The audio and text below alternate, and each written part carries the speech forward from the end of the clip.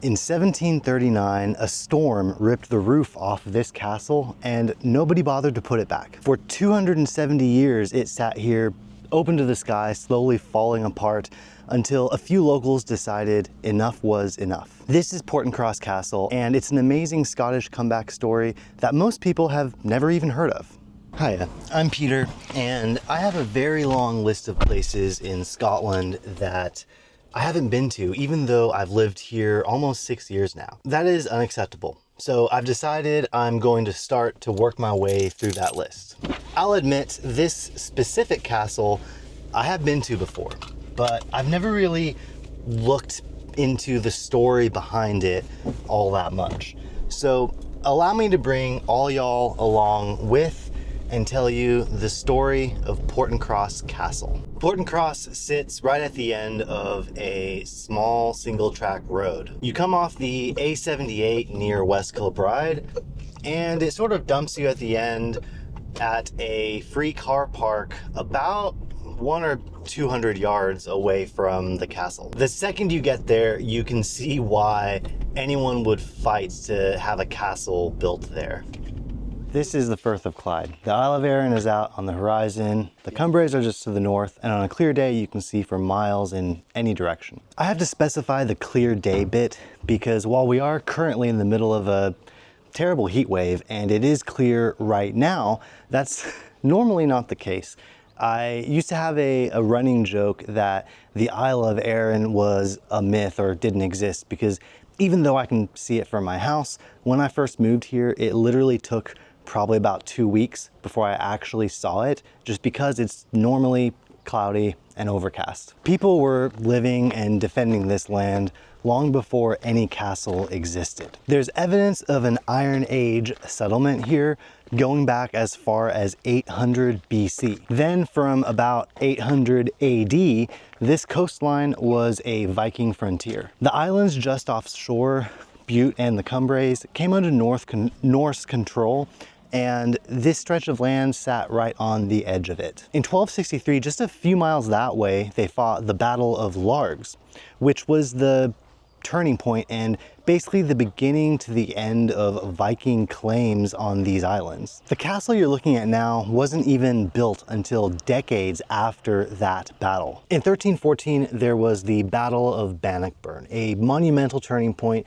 in the First War of Scottish Independence, where Scottish forces were greatly outnumbered by the English army, yet they still won. A year after that battle, King Robert the Bruce rewarded one of his most loyal supporters, Sir Robert Boyd of Kilmarnock, with the land here at Portencross. About 45 years later, the Boyd family replaced the stronghouse with this tower built on solid rock. And for a while, this tiny castle at the end of a dirt road was kind of tied into the Scottish crown. The Boyds held on to Portencross for centuries.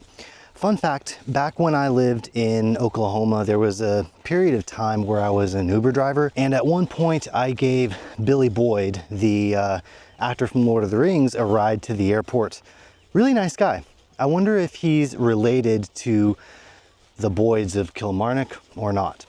Anyways, in the mid-1600s, they moved out to a mansion in the village, and local fishermen took over after that. Almost 80 years after that, a massive storm tore the roof clean off, and after that, nobody moved back in. It just became a ruin, a shell of what it used to be, slowly losing the fight to the wind and the sea for over 200 years. For a long time, it seemed like the story of this castle was over, until the 2000s when things took a turn. In 1998, the castle was going to be listed for sale on the open market. It was for sale, and it was going to be sold for maybe as a private house for someone to turn it into a house, but they stepped in and purchased it so that it could be kept as a place for people to visit. Yeah. To make things worse, during the fundraising years, the castle was also facing risks of structural collapse. Yes, well, obviously, as you said, it was a complete ruin. There was leaking roofs, the walls were caving in, and it was the local community in the area that decided they had to do something about it to try and save it. The petition gained enough support that the owners actually called off the sale, and they basically said, fine, prove you can look after it yourselves. They formed the Friends of Portencross Castle, and in 2005, ownership was transferred to them. So they purchased the ruin for a nominal amount and then raised over £1 million from various different sources in order to renovate the castle.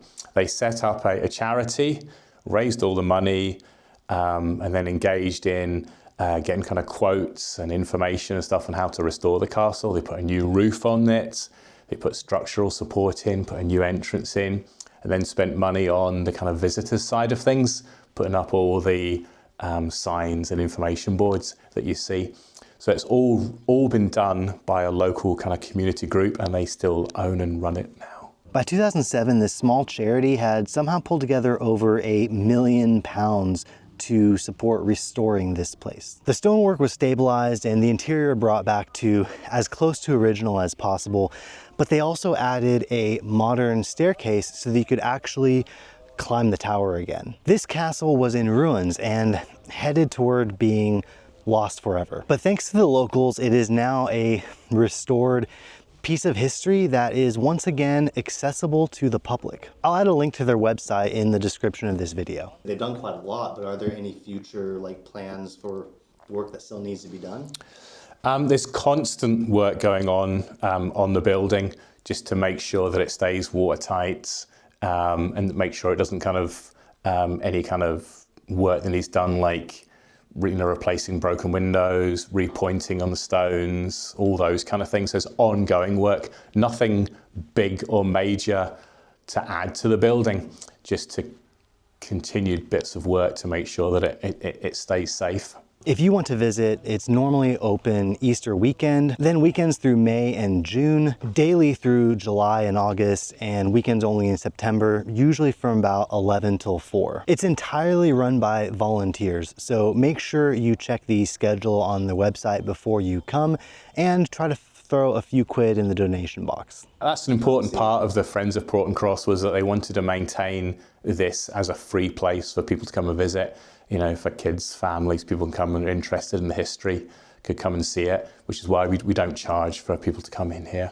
And we take donations, but it's totally free to come in. This place is still standing because other people did exactly that. That's Portencross Castle, a 700-year-old tower built on land that Robert the Bruce personally gifted to the man who helped him win independence, which then stood roofless and rotting for nearly 300 years before a small group of local volunteers stepped in and saved it from total collapse with £1 million and 12 years of hard work. If you want to follow along as I slowly make my way through seeing more of Scotland and talk about comparing life here in Scotland to what I knew back in Oklahoma, please hit that like and subscribe button and let me know in the comments if there's something cool near you here in Scotland that I should go see. Thank you so much for watching, and I will see you next time.